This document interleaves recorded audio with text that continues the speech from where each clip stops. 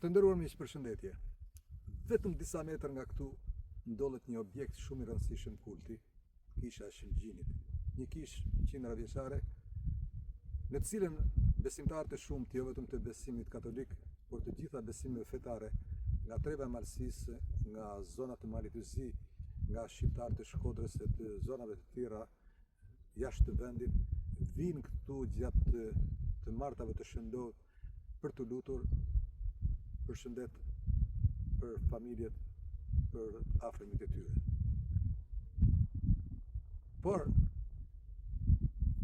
imazhi që të përcjell kjo pamje është shumë e shëmtuar dhe kur ka mbetur vetëm një javë që fillojnë të martat e shëndohen. Disa herë kemi sjellë në kronikat tona situatën skandaloze që është këtu kjo pjesë e urës dhe sidomos mbeturinat e hedhura nga banorët në këtë pjesë. Bashkia deri sot ka ndërhyrë gjithmonë pas kronikave problemore që kanë përcjell mediat e ndryshme dhe ka mbetur maq.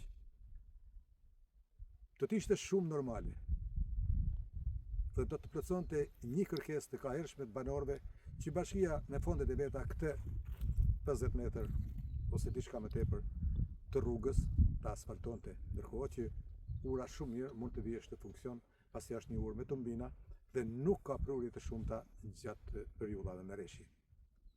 Shpresoj që pas kësaj kronike, strukturat e bashkisë ta shohin në vend situatën skandaloze që është sot këtu dhe të marrin masa të paktën për të krijuar një imazh tjetër për besimtarët që vinë këtu për të lutur për jetën dhe për shëndetin e tyre.